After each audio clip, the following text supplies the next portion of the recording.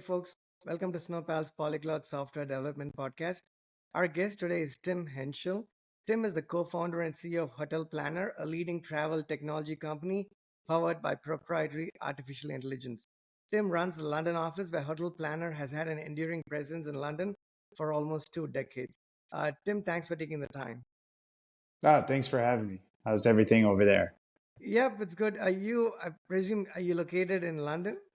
I am. That's why it's dark outside in the window. Okay, no worries. But thanks. I know it's probably a little bit later for you.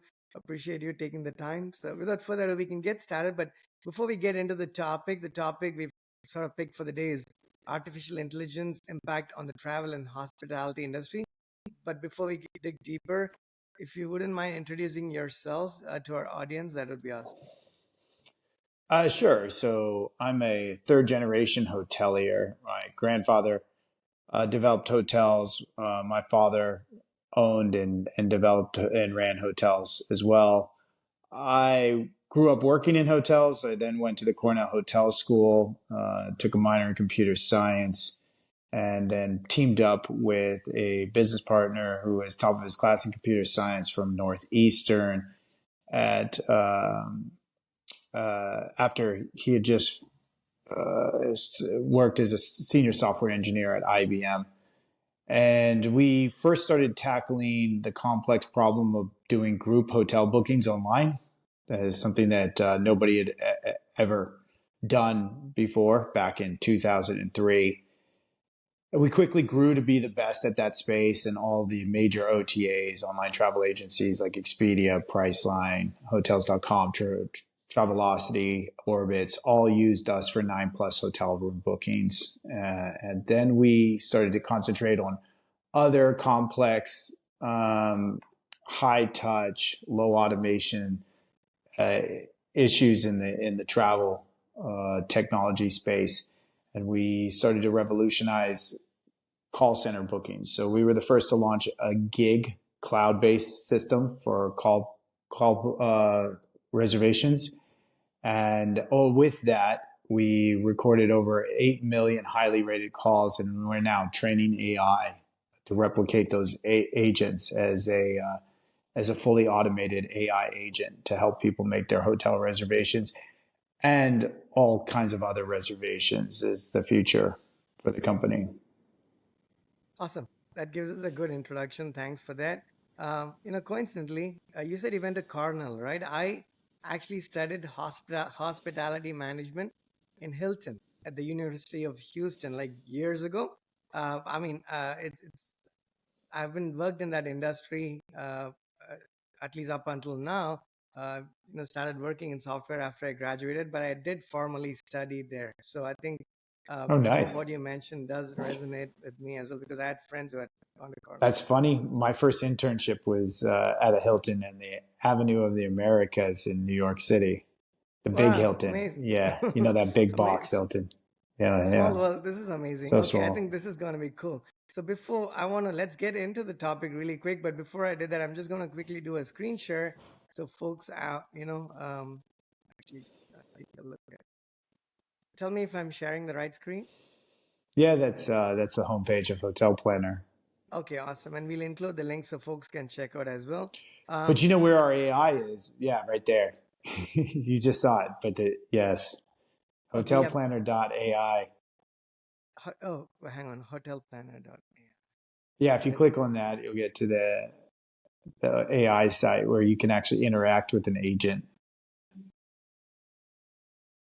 Okay, so let's start with the basic question that I have, right? So hotelplanner.com, is that like if I have to book hotels, like say in the US, can we go to hotelplanner.com to find hotels like we would go to like Kayak and one of the other platform? Correct. It's a bit like Kayak, but for group, specializing in that group technology that we patented back 20 years ago.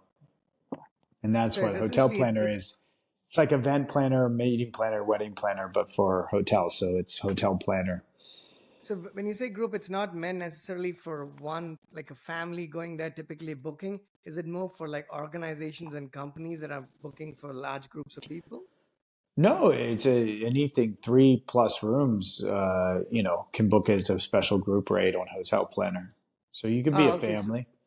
okay, so your niche is you don't start with say one room, but you'd say okay, if you are going with a group of friends or a couple other families, and then you want to book 3 rooms, and that's sort of where you're typically using it.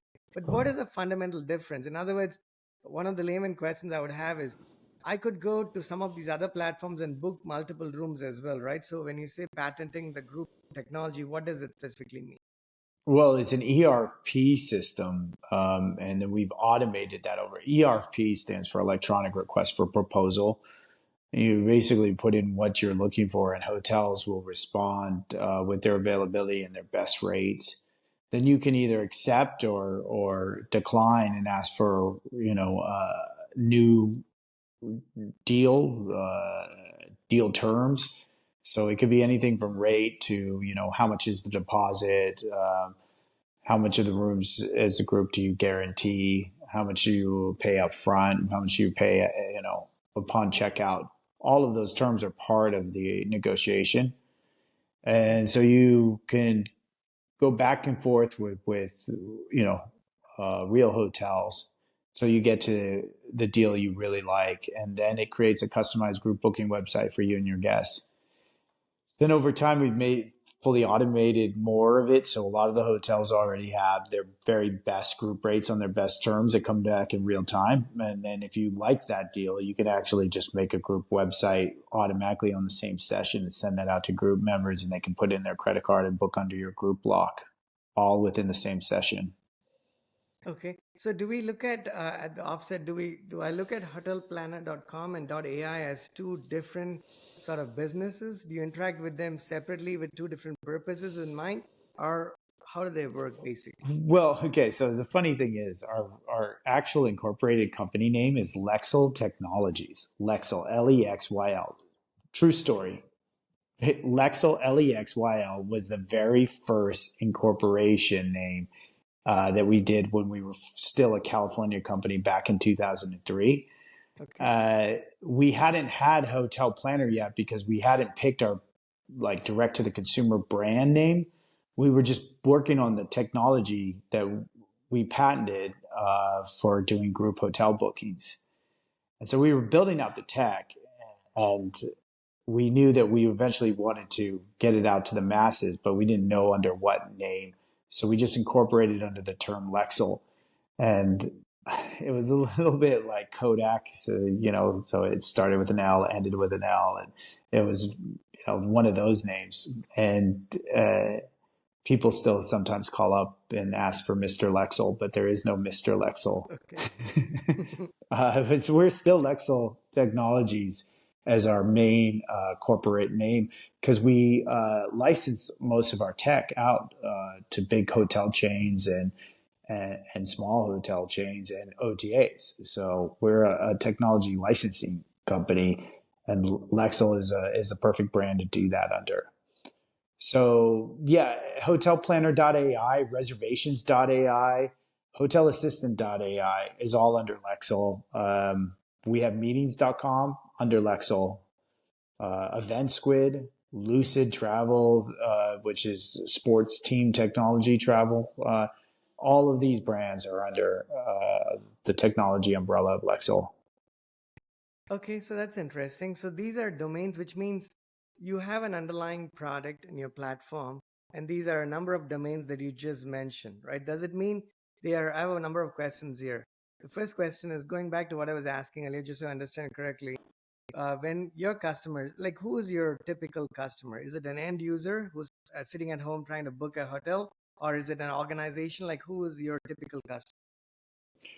Yeah, I think we're a little bit different because we're founded as an engineering led company that's organic growth.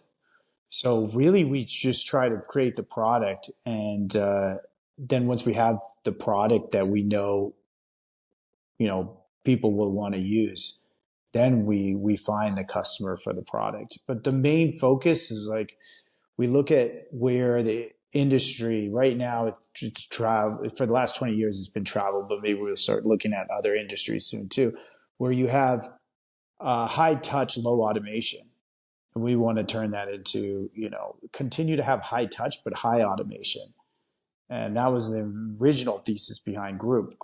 Nobody touched group because it was so heavy labor centric, right? In the past, you'd have to call around each hotel individually, talk to a group sales manager or a general manager, get a quote, write it down, call another one, find out.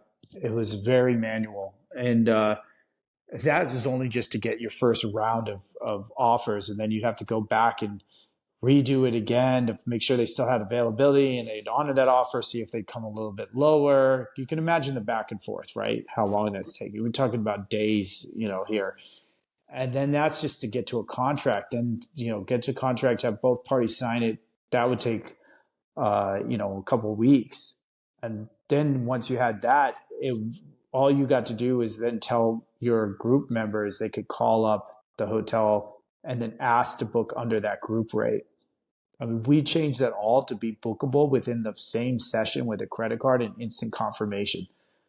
Do you see how much time we saved for No, no, people? absolutely right, absolutely. So which means like, So that's what we started. That's what we started to do with other things, which is like nobody wanted to touch call center. I mean, call center technology is what 30, 40 years old. You still put the same people in cubicles on offshored to save money with a lot of middleman in the middle. And then we started thinking like, this is a broken model.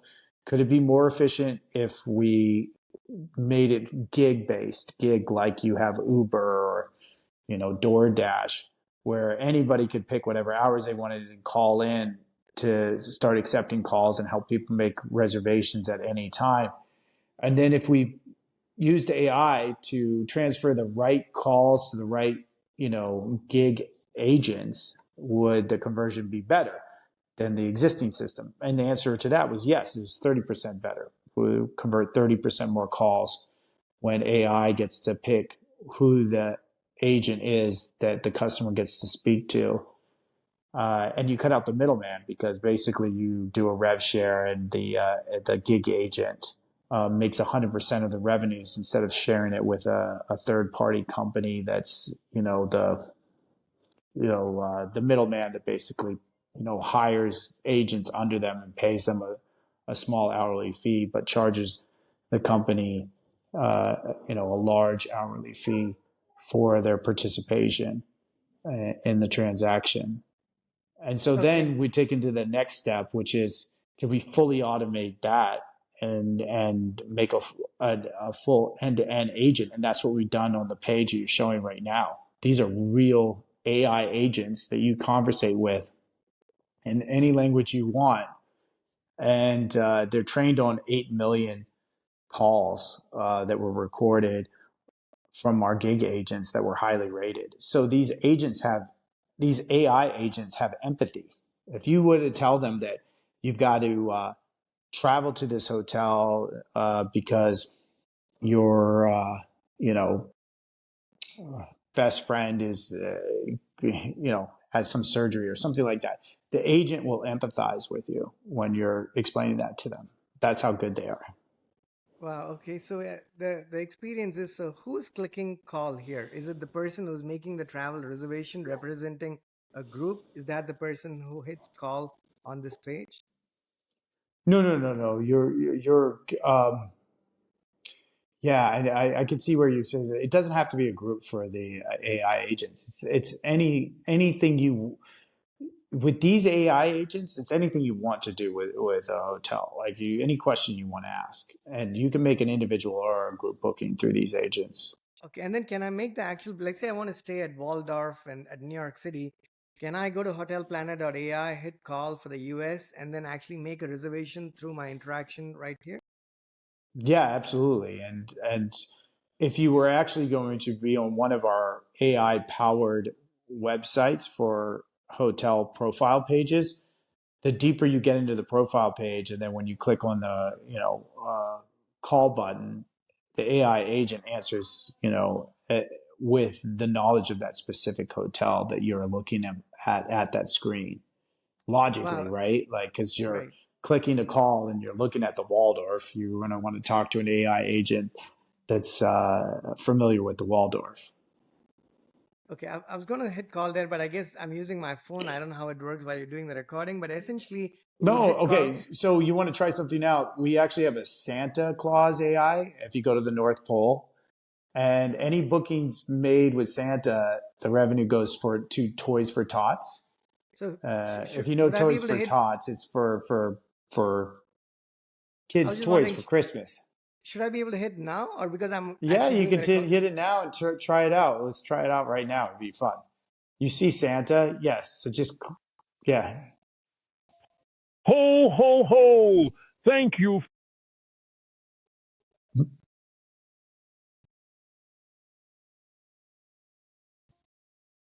So something happened. I I heard ho ho ho and I knew it was starting, but now it seems. Are you still there? Or is there too many microphones at the same time?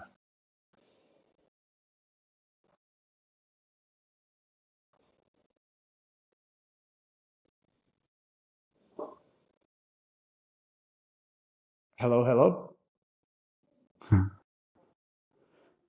No, I can't hear you now.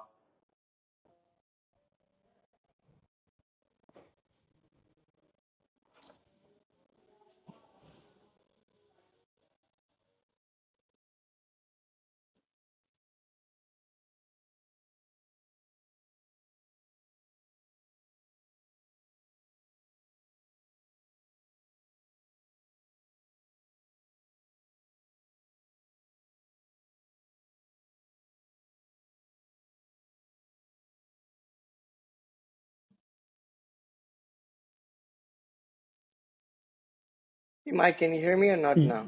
I can hear you now. I Okay, cool. Let me try this again. Sorry. Okay. Okay. So were you Should, just should, having a conversation with the AI and that's why it yeah, I cut think off I my heard that, speaker? and I was listening to it for a couple of seconds, and then I tried to switch back. I don't know which microphone of mine it's picking. My apologies, but you can hear me all right, right? I can hear you fine. I lost you for a second there, but I just assumed you were having the conversation with the AI. Okay, yep. This is not picking up my mic, it's picking up my AirPods, but hopefully the sound quality is all right. I haven't done this during a call. I was a little hesitant, but that I think okay, so essentially I hit call and you said yeah, I'm going to check that out after, after we end this podcast here. So we have this interaction. If you could just explain, we hit call, we're talking to the bot at that point of time, right? We're having a conversation about making a reservation, uh, and that entire interaction. Seeing, do we see photos of the hotel? Like, what does that interaction look like? Because I can't show it here because it's voice related. What does that Oh, interaction look like? right. So right now it's all voice activated AI. We are going to integrate some visual into it, which is probably just a couple weeks away. We're mainly focused on the call side because right now our AI is taking about 40,000 calls a day. So it is working alongside our gig call center. The majority of the volume of the calls that AI is handling, and by majority, I mean 99%, are not coming from that page you were showing. They're coming through our call center. Okay, makes sense. And then if you could, okay, I think I get an idea now. If you could speak to the technology that's behind it, right? So I guess we'll just talk specifically about hotelplanner.ai. If you could just walk us through what is the technology, and then we can dig a little bit deeper into how this is. So, but before I ask that, you mentioned you're a tech company and you have a lot of these domains that you work with. Does it mean you license? And you also mentioned technology licensing. So if some other hotel wanted to leverage your functionality, do they actually purchase license so they may not use hotelplanner.ai, but they could actually integrate that your platform, right, your components, if you will, into their system. And when people use it, they don't know they're using Hotel Planner's technology, but they are actually using it. Is that how your technology licensing works? Yeah, absolutely. Yes. Yeah. So we're in actual conversations with several hotel chains right now about that exact transaction, licensing the AI agents so that they can use it for their call centers. And yeah, they can be programmed to help with anything. Makes sense, right? The reason I asked that is really quick. we are a technology company, and one of the things we do is provision our APIs, right? We exposed our APIs, made it public for other businesses to consume. So we have a technology licensing model as well, just to give you context. And that's why I asked the question. Now let's dig deeper into what I was trying to ask there, right? So we are in a different business in terms of the industry. We are industry agnostic, but the idea is pretty much the same. So let's talk a bit about technology licensing. Do your customers, like, how do they license your software? Is it like SaaS based subscriptions, or do they actually purchase a license so they you give them your So it your code and they can? licenses, yeah, it actually licenses exactly the same way as you would outsource a call center. You're just, replacing your current call center usage with AI agents instead. And then which means all of the recording, the voice, the data that you gather, that's sitting on in your system, so to speak, right? So if I'm some other, let's say if I'm Hilton and I want to leverage Hotel Planner's AI, I come, you partner with Hotel Planner, and when you hit call, you probably only the request is limited to Hilton hotels, right? Not I'm not calling and being able to make a reservation in some other Marriott or some other company, for instance. But that data that you collect, both the voice and anything else you generate using that voice, is living in your system, so to speak. Correct. Yeah, but that's true for most outsourced call centers. No, that's fine. No, I'm just trying to get that. So can you speak a bit to the technology? Like what does that implementation look like? Like how does your architecture look like? What are the tools and technologies that you're using? And if you're using RAG, which you might in this case, if you could speak a bit to that, that'd be interesting as well. I can't get into too much detail on that because it's very proprietary. I Okay. can tell you that the LLMs we're using are interchangeable, so we're constantly testing different ones to see which ones convert better for different types of customers.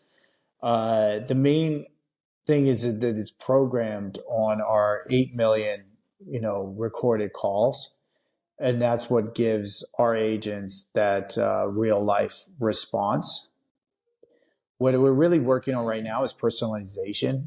So when we are testing these LLMs along with, the customer's interaction with them and we see what converts best, then we will feed that LLM first for the callback from that customer. And our overall system remembers your preferences for where you like to stay, for, where you want to go, for how you want the conversation to go. Like, do you want to have a long conversation about, different points of interest in the city, or do you want to just make a reservation as fast as possible? Okay. We don't need to get into whatever is proprietary, I understand, but is there aspects or facets of the technology that you use that you're able to share at the highest level, Tim? Our audience is predominantly sort of A engineers, tech base, developers. I could completely understand that. I mean, if you was the hosting is AWS, you know, they've been a big partner in making us competitive in the space. Obviously, giving us the tools that we need to have the best bandwidth and that can handle this kind of data. Um, After that, I would say most of it is yeah pretty confidential. So Okay, no, unfortunately, I can't say anything. no worries at all. But in terms of My AWS, can you team would speak to? kill me, so I have to. No, no, no. When I took this podcast, I was actually a bit nervous about that part of it. I was like, oh my gosh, this looks very technical. How much are they going to want to know? And so, Oh, no, no, no worries at yeah, all. Completely understandable. Right? Let's just. But can you tell us which AWS services that you use? Nothing to do with your technology, but just the types of AWS services you're leveraging to help you build your system. no. I'm Okay. so sorry. I can't. I just can't. Yeah, yeah, Um, no, I don't even that's know if AWS would want us to say to get into it because it's years in the making, and yeah, they are. I mean, a lot of it that was extremely expensive, to get the level of engineering talent to put everything together. So um, I don't really think I can get into those details. I'm Yep, sorry. yep, no worries. That's understandable. But just just so the audience gets context, then everyone understands and appreciates, right? We have to be careful about the information we are sharing. But just to be clear, what I was asking, not that we don't need to get into this, I was just asking because one of the challenges that folks generally have with AWS or any of these other hyperscalers, Tim, in my experience, and tell me if you think otherwise, is there's a catalog, and this catalog is absolutely overwhelming, right? In other words, if you go even Hmm. under AI, the number of tools that they provide, and just to figure out which ones make sense in the context of the problem that anybody is solving is where a lot of people actually get stuck, right? I'm just going under AI, but you can imagine when somebody's building software, you're going to pick and choose from, okay, you know what, if I need business applications, what options do I have, right? If I go databases, what are the options that I have? So I was just trying to, the only reason I asked was, how does somebody who's building AI systems go and figure which ones should I be using? How do I do the mapping between the actual technology, the service or the product that AWS provides? And this is similar with Google, Hmm. Google Cloud, and the same with Azure as well, right? And then try to do the mapping. So it's uh, not so much to pry into what you're specifically using, but more into trying to help the community to say, you know what, this is the kind of products and services that actually has helped us. But I can understand. I just want to share that and No, give context so 100%. that people. Understand your question. I can say that I don't believe that our engineers are using that. I know that the collab was done, you know, uh, engineer to engineer, not Okay, not through, um, one of a these web items version here, service like that. No, no, no. I think one of the reasons that we were able to put this together is because we've done so much volume with them because our gig based cloud system is hosted on AWS. So I think they recognize this as an advanced company in this space, and that we would have the data in order to pull this off. So that's I think where we you know we're invited to this partnership. Does that make sense? no, no, it absolutely does, right? Okay. I was just trying to give you context to why even I popped that question in the first place, because one of the initial challenges that I've generally seen is, with the advent of AI, and you could be doing things better, and you should be doing things better, but then there's this fine line of the challenge between, am I, over engineering the problem? Am I picking the right set of tools? Because, there's a fair bit of investment in terms of time and resources that goes into discovering whatever it is that we want to be doing from a technology standpoint, right? And I've seen that sometimes you pick the wrong AWS. I'm just picking AWS. It's true for other hyperscalers as well. You pick the wrong product and you start building on it. You're now knee deep. And even if you found something better offered by the exact same vendor, you have no way to wiggle out of that situation, so to speak, right? So, the careful choice of technologies when you get started with AI investment, and AI hiring is sort of what I was trying to get into. But maybe we can Okay, shift well, gears. I'll help your audience just to tell you where we are so far on the whole thing. Let's just say that it maybe isn't as important as you think that sort of stuff is, because we've made several switches since it's been live. Because what you think is going to work doesn't work at scale. Um, so I think the biggest hurdle to be very effective in the AI is having the data of millions of calls to train on, and then obviously having the call volume to feed it, or the situations to feed it to improve on it, right? Right?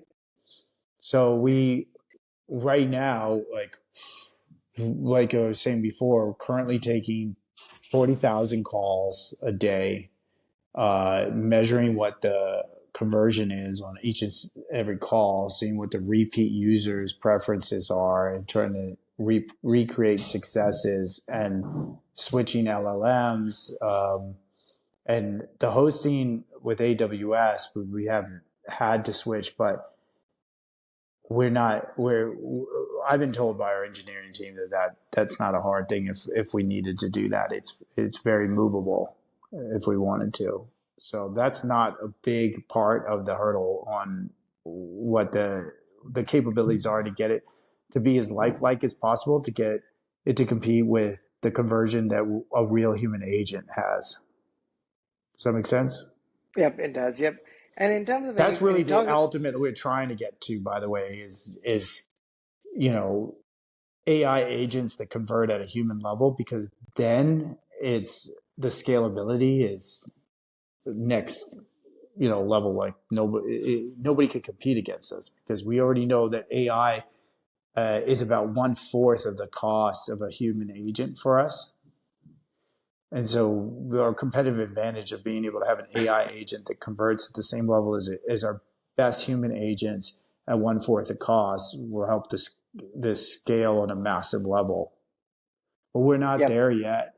We're trying to. The personalization is obviously much uh, more possible with AI than it would be a human. I mean, how many people can you remember as a human and remember what their preferences are? But that AI is going to be unlimited for makes sense. personalization. So these are all the things that we're really trying to do on a very high level. But we're only 1 month into this project. We're 4 years into the development, but we're only 1 month live. So we started with only a couple hundred calls a day. We got up to 10,000 calls a day. Now we're at 40,000 calls a day. We want to double that in the next month. And then, of course, if we want to constantly optimize for faster response by the AI, I don't know what your experience was there, but was it super fast? Was Santa talking to you just like our conversation? It was. I just listened to it for only a couple of seconds because I knew I lost your audio, so I switched back. Yeah, but I think Mm. it was pretty instantaneous, right? But let's get to what I want to ask you also, Tim, is you're talking about AI and scale and how it's helping you build these systems, right? From a product standpoint, from a development, from a team composition standpoint, because it's one of the questions, it's typically you read articles and news, it's always in the news nowadays, which is uh, the impact on the development team per se, right? There is one impact on the end users, how you're building these systems, how differently you're doing that, leveraging AI and AI agents. That's one piece of the puzzle. But from an engineering standpoint, if you could speak to, like, let's say, as you're building this, are you needing fewer developers than you needed, say, 6 months or a year ago? In other words, how does that structure change with all the AI tools that are available to your development team? I mean, so far, this is a conversation I've had quite a few times on stages and panels. Uh, I see AI as the same as the internet revolution was 20 years ago. This dystopian view that it's going to cost people jobs, we're not seeing. All of our existing engineers are busier than ever because we have to keep up with the volume that the new demand AI is creating for the company.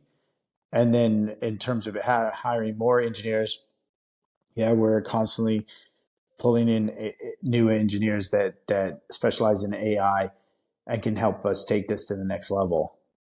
So we haven't let Okay, one person go. okay. I, Because I you know know one that of I know that there is some yeah, not to interrupt, but at other companies in the tech space, I've heard that there are layoffs of some engineers, but none in the AI department. But I think those layoffs, if I had to guess, are more just because a lot of those companies got bloated. If I had to point to something, I'd say it was the Twitter situation when Elon Musk bought Twitter and laid off 80% of their staff, and the system ran faster and better, and they released more products. That is that is a reaction to that of tech companies, major publicly traded companies being pressured by shareholders that said, hey, we were told Twitter was well run, and then we found out once it went private and it was owned by an engineer that wasn't the truth. And if they can make these kind of cuts, many cuts can you guys make?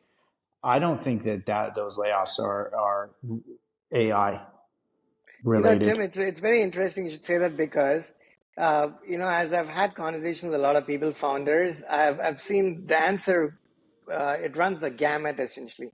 One of my previous guests, I promise you, said that he had a team of 80 people.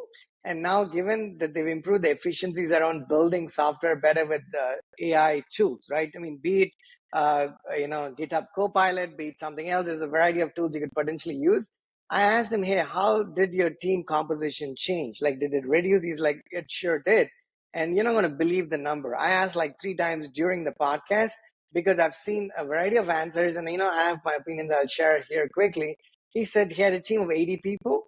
And you want to take a wild guess what that number is now down to, or at least what they were actually I don't doing? know what his revenues are, so I could never compare if like his people were efficient. I mean, No, I no, get his absolutely. point where he's like, okay, my engineers can now use AI to write code for them that they're still going to obviously have to review and make sure that it integrates right and does what it needs to do and so on and so. So make their engineer more efficient. But we'll take all that efficiency for our engineers and still need 5 more hours of their time. Do you get what I'm saying? But we're No, growing at a rate of 120% year over year, and we have for the last 3 years. If his company's a flat company, if his company had a bad RP, revenue per employee, I'm not surprised that he didn't need every single engineer that he needed. You get what I'm saying? It's like every no, no, company's absolutely. dynamics are different. I'll take 5 more engineers and they can all use AI to be 5 times more efficient and we'll still find more growth out there, you know? Makes sense, right? And then how But you if I'm going to structure it, guess, you said 80 and then I have to guess what he got it down to. I like to take a guess. 20? he said four. Ah, that's, that's bad management. I'm surprised he admitted that out loud. No, Wow. so So what so were the all thing, those people doing yeah, before AI? exactly, Something right? So tells me that was an AI that made them that efficient. Something tells me that was a really, really badly run tech it's department. it's a good point you make there, right? So a couple of things. Here's my 2 cents on that.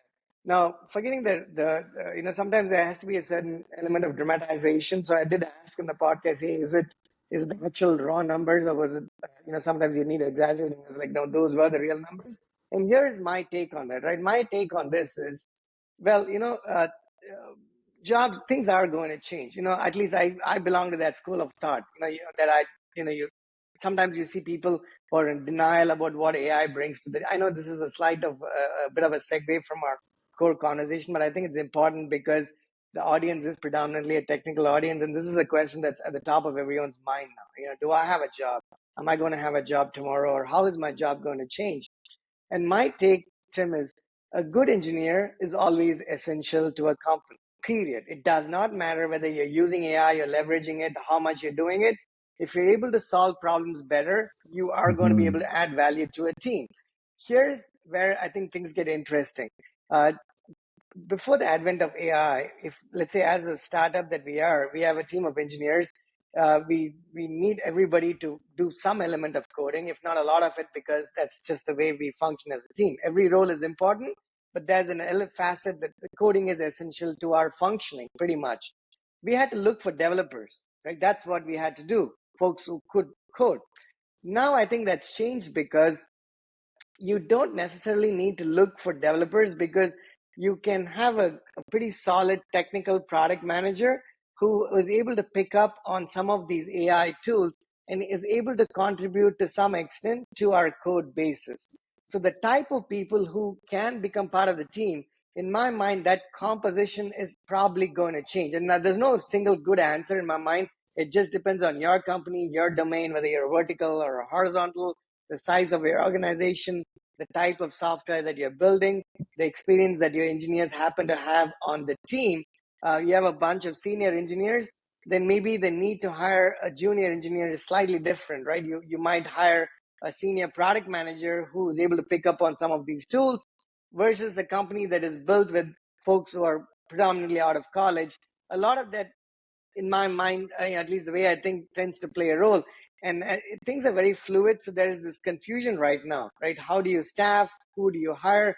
How do you do? Mm. So if some of that is a problem, if you acknowledge that some of it is a challenge, how do you recommend that founders, right, early stage startup founders, go about staffing their team? Like, how should I, if I have money to staff a few people, like say 4 to 5 people, how should I go about doing it, taking a rather generic engineering problem? I mean, I can only speak for where we were.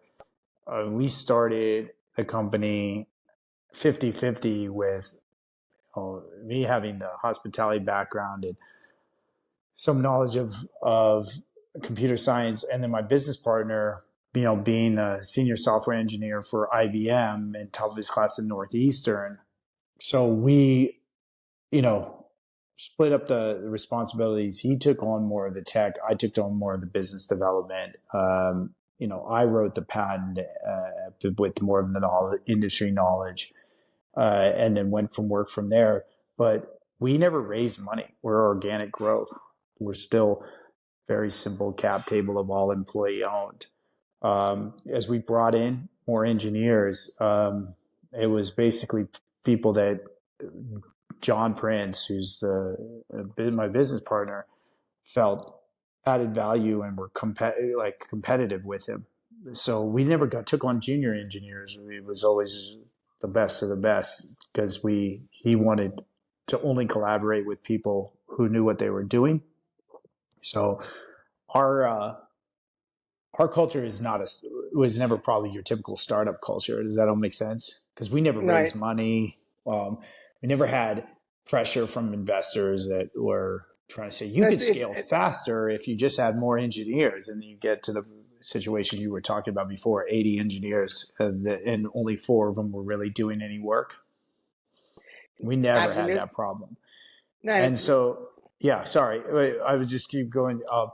Because we're all 100% employee owned and engineers, have equity in the company too. If we're taking anybody on, they really have to add value, and the other engineers will get after them if they're not, and they're not feeling like they're pulling their weight, you know?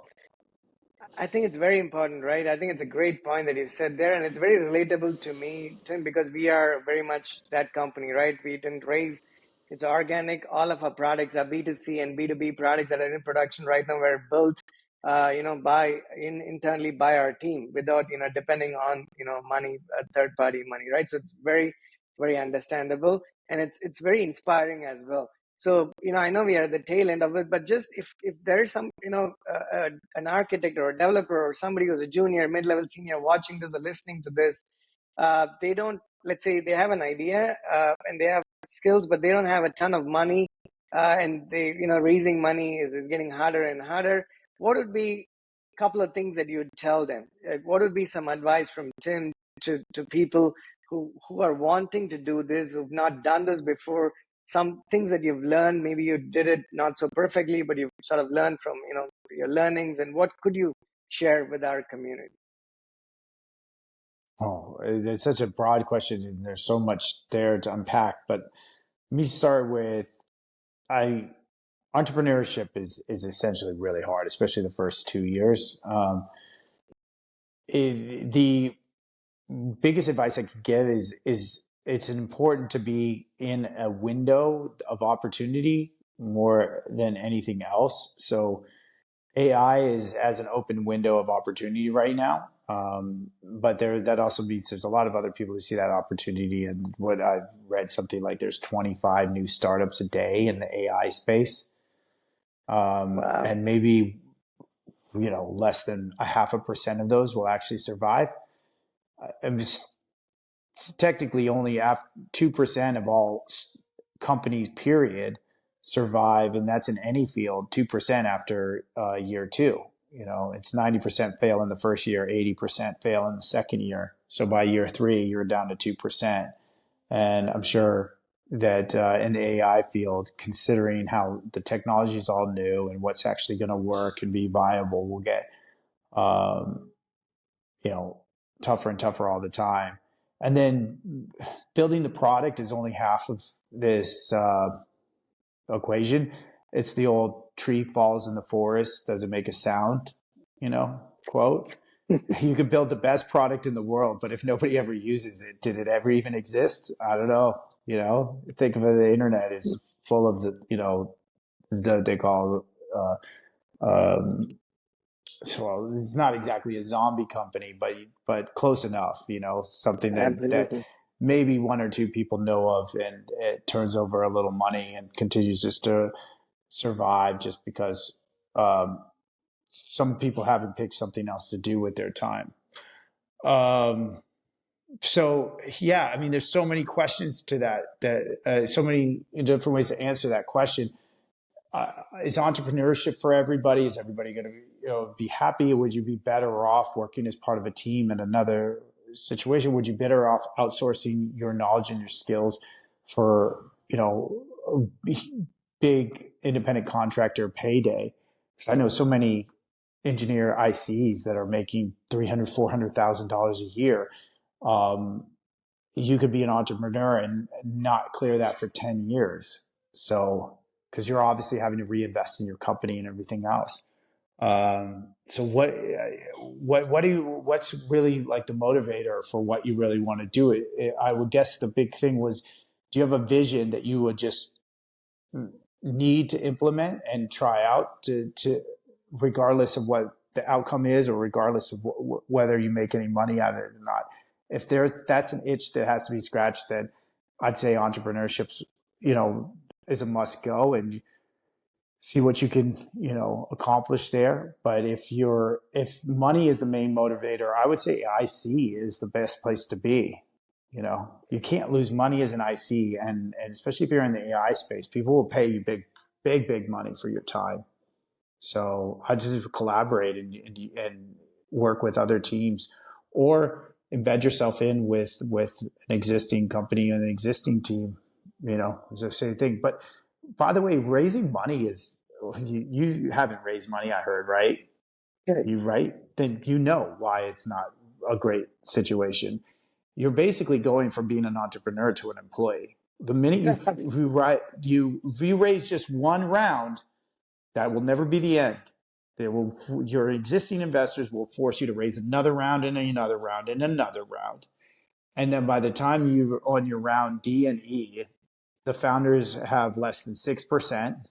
And the original, crew is down in the single digits of equity.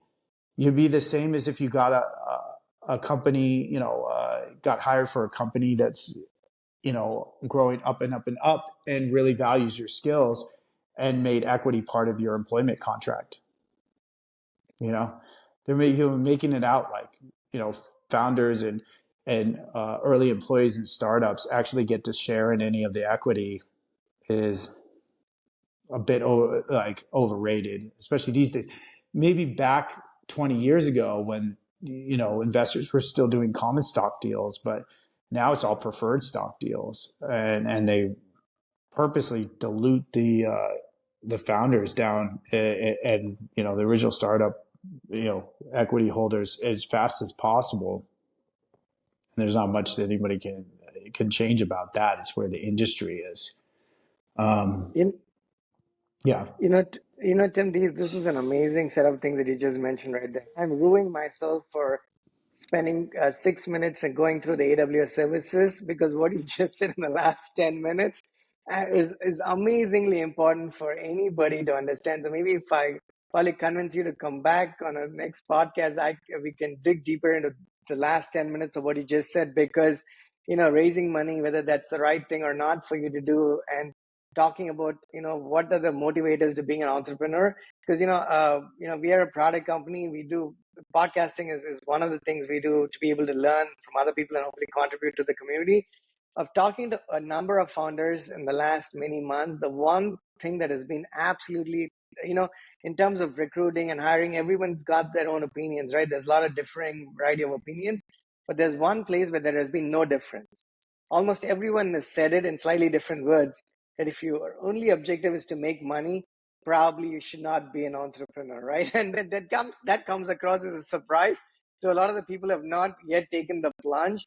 But that couldn't be truer, because there's got to be something else that motivates you to keep going, because there are a number of easier ways to make money, right? Some money and a lot of money. Starting your business is probably Or not necessarily one of them. affiliates. I can't tell you how many talented engineers I know who make huge money as affiliates, or you could call them resellers. You know what I'm talking about. Like Resellers. resellers, like being Amazon partners who build using tools and sell it to. Yep, absolutely, right? Resellers of any online product, and a talented engineer does it better than the actual crew that's at the company. They can just build the graphic user interface and everything sharper and cleaner, and customers prefer to buy through them. And then so all of a sudden they're one of the biggest resellers, and the more they sell, the higher their margin gets, but they don't have any of the overhead that the main company has. So they end up being much more profitable than the actual company that's building the product is. Does that all make sense? No, it makes a lot of sense. I know I have to. We are at the tail end of it because you have an next meeting Mm. coming up. We'll wrap up in the next 2 minutes. I just have one customary question to ask, which I do of all the podcast guests, which is not technical. But before I did that, Tim, do you have any questions for me? No, I mean, it's been a very informative conversation. Too, I don't typically do very many podcasts from an engineering perspective, so this is very cool.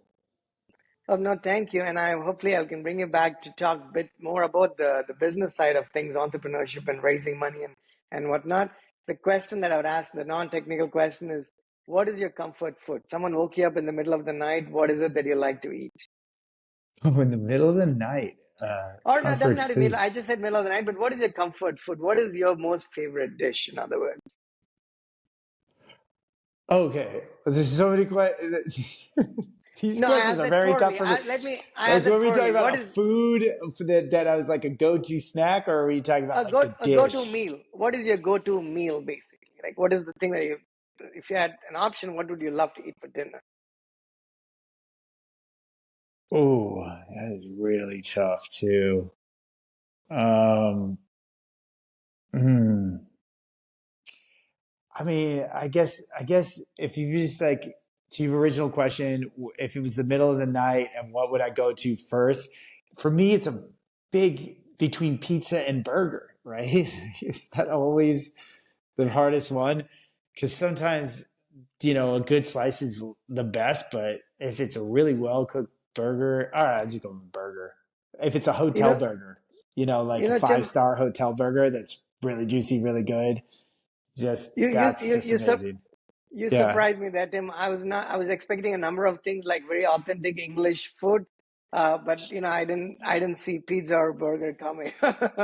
Well, you got me in the if you wake me up in the middle of the night, and then I was thinking, when you're out late at night, what do you really crave, right? If you're pulling an all nighter and this and that, does anybody go like, "Oh, I would like a really fine steak at a white table restaurant"? No, you want to get into the place that's got, you know, you want fast, hot, but really good, Right. and that's either at 1, 2 a.m. It's either pizza or burger, and yeah, I can't tell you how many room service burgers I've had over the years, and that definitely hits the spot every single time. It's one of the big factors to stay at a 4 or 5 star hotel. They bring you that fresh cooked burger at 1, 2 a.m. with fries and a Coke. Like, come on, it's the greatest, Lovely. right? I'll Yeah. say one last thing before we end. You mentioned pizza and you're in England. You used to work with somebody in England. Her name is Sarah years ago. She visited here and we went for lunch and then we went to a place we ordered. It's a small family run Italian place. And she ordered like a pizza, right? And then they bring it to the Mm. table. And she was like, "Hey, I think you got my order wrong because I only ordered for myself. Looks like you just brought it for the entire table of 4 people." And then the waiter goes, "No, ma'am, that's just a personal pizza. It's meant only for one person." And then she goes, "Oh my goodness, you guys eat so much for lunch." I still remember that from years ago. And then I went to England. I realized, I appreciated the portion sizes in England when we visited Yeah. there. In America, sometimes, most times, or all the time, I should say, we get a lot more food than we actually should be getting, if it's even my own opinion or other people's opinions. So I appreciate that Absolutely every can agree time. with that, Yeah, especially if you're in Vegas. You can order, one meal for 2 people in Vegas all the time. Portion servings are huge there. and then it's a representation of, I think, the rest of. I don't think DC is very very different. It's probably the same as well. But this is awesome, Tim. This is fantastic. Chatting with you, and hopefully, like I said, hopefully we can have you back here. Uh, really appreciate your time. And again, folks, this is Tim Hentschel, CEO and co-founder of Hotel Planner. Definitely check out hotelplanner.com and hotelplanner.ai. Tim, we'll include the links to those two products and anything else you want for us to include, and the link to your LinkedIn profile as well. Again, thank you so much for carving time out of your early part of the evening to chat here. Yeah, thank you so much for having me. Thank you. No problem. Have Yep. a good Bye one. bye. Thank you. Bye.